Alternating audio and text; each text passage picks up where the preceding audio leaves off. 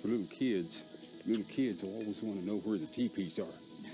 And I said, well, we didn't have teepees. We lived in houses like this. Well, we still get a lot of people who come through, and their idea of an Indian is they have one idea of an Indian. They don't think of Indians as individual groups. They don't think of the Cherokee, they don't think of the Choctaw, and they don't think of the Comanche. We're all the same to them. We absolutely get tourists and guests who come in and are shocked that we don't have headdresses, that we don't have what is typically thought of as Indian. Especially people from other countries. It would amaze them. All the stereotypes that they had been taught, they expected to see that when they came out here. And so it was a matter of breaking it down and teaching them that we're each our own individual people, and then teaching them more about who it is and what we are. Conocer la lengua materna de las transmisiones orales y escritas.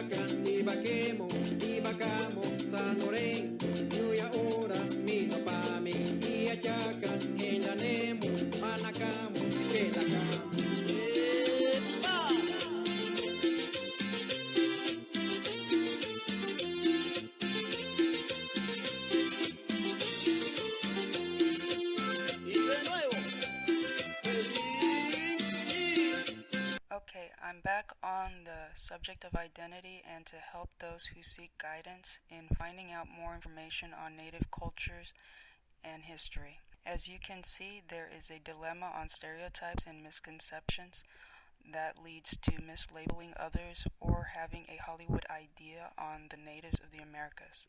I hope this can be helpful in eliminating bias, stigma, and other things that causes negative outviews and generalization on Native people, such as the stigma like human sacrifice, for example. Cahokia mounds and their human sacrifices found in the heartland of America, in Illinois, the history of the Mississippian culture, to this day hidden from education in almost all states, a major historical finding. When we excavated, we found that the mound contained about 280 burials. The most important individual buried in the mound was laid out on a platform of several thousand shell beads. This group of beads made the pattern of a large bird. So we have the Birdman theme that's so common at Cahokia in this burial. Near the remains of this important person were huge caches of artifacts. Deeper down lay 4 male skeletons, each without heads or hands, along with the remains of 53 young women. Evidence of sacrifices are to be expected at the burials of the elite in chieftain societies. These rituals were performed not only by the Mississippians, but also in other lands by peoples in similar stages of societal evolution. One of the things that we have to back off of when we're thinking about Cahokia is we have to not think of Cahokia again in European terms as like the Cahokian Empire. Or other stereotypes that Inca society ripped hearts out from the chest when that is not true. Hands one over the other. If somebody's struggling, would you have their hands like this? Doesn't seem very likely. Looking back at his discovery now, Johann believes that the murder weapon may have been staring him in the face. One of the first things he had to remove from her body was a thick woolen cloth, pulled over her entire head and knotted tightly at the back. Once you have cloth wrapped around your head and your mouth at 22,000 feet, you're out of breath immediately. You know, I mean, it just... She could have asphyxiated if she was highly intoxicated with alcohol. Marcelo agrees that it wouldn't have taken much to smother the maiden, given her condition. There is a point where intoxicated people, their brain is so compromised, they won't even struggle. Perhaps the alcohol was administered to help ease her journey out of this world and into the next. In a situation of low oxygen, when the person is at altitude, incapacitated through drugs or alcohol, it's likely they're going to succumb far more quickly than were they down at sea level. Having weighed up all the evidence, Dr. Shepard delivers his final verdict. Having considered all of the facts, I think suffocation is a very likely cause of death for the maiden. Also to take it with a grain of salt when it comes to toponyms, such as the contradiction between Dr. Roberto Rodriguez's findings, an Aztec migration expert, and Google search on the etymology on words such as Michigan. This evidence on the map and the legend of the migration of the Aztec over a period of at least a couple hundred years is really compelling. But is it possible maybe they originated up here in Wisconsin? Is there any other evidence that you found that makes this connection? Probably the biggest evidence is the language.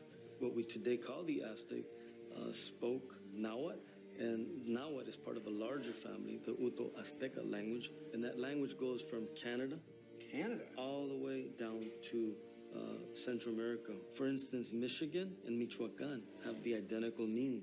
It's a place of fishes. The word for shoe in the Nahuatl language is mocatzin.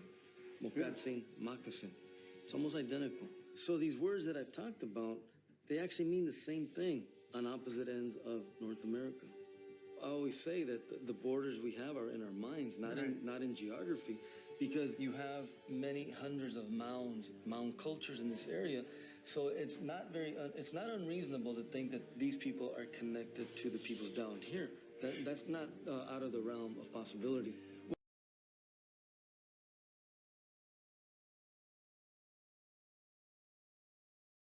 And that's what we will talk about, toponyms, on the story of Mocache, my mom's homeland. First, I'd like to eliminate confusion. I am a Chachi descendant by blood. We fall into the Chibcha Barbacoan language group, but I don't know much about them the way I know Quechua.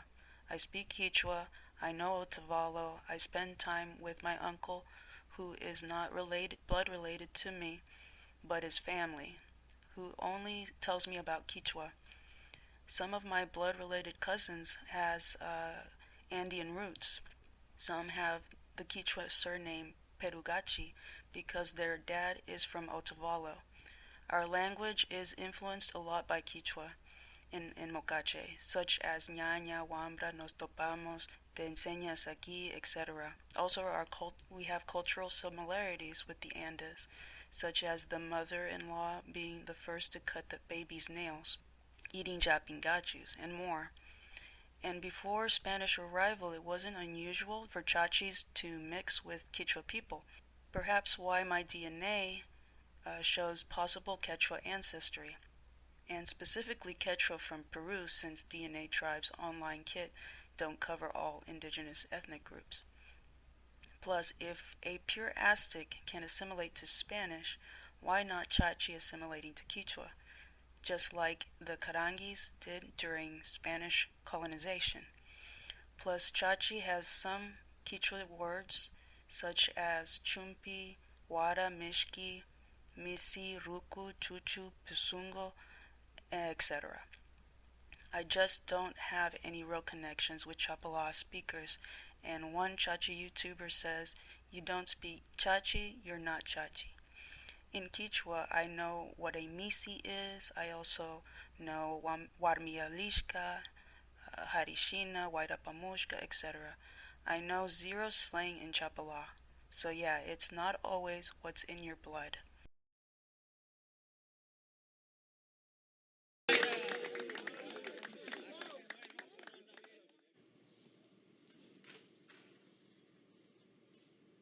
Emma es quichuista y es una gran estudiosa de esta lengua.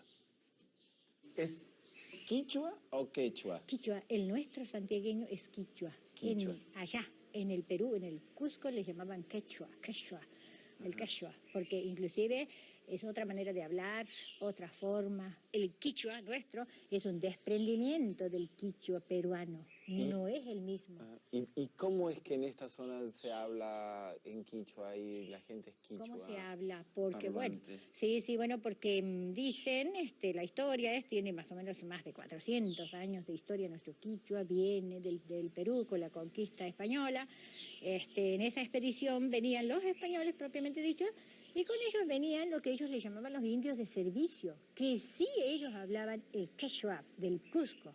Y bueno, al venir aquí, al empezar el contacto con el habla de esta gente, bueno, lo que queda y se transforma, ¿no?, en nuestro quichua santiagueño. Es único el santiagueño, ojo. No hay otro quichua en la Argentina. El nuestro es único y tiene sus buenos años. Félix de Guaranía is perhaps Paraguay's most prolific writer and expert in Guarani, a language he calls the love of his life. We don't know the origin of Guarani. Some linguists have demonstrated rather convincingly that Guarani came perhaps from Asia, because there are characteristics of the Guarani language in Japan, Central Asia, Australia, and Siberia. Ñawpaka ñuka Aura Lucía mishuti karka kunangaña taki amaru mikapani shinakaypi kushkawapi Morales chupa llullaytapi kawsani runa ñanta katingapa sumaq kawsayta masqangapa.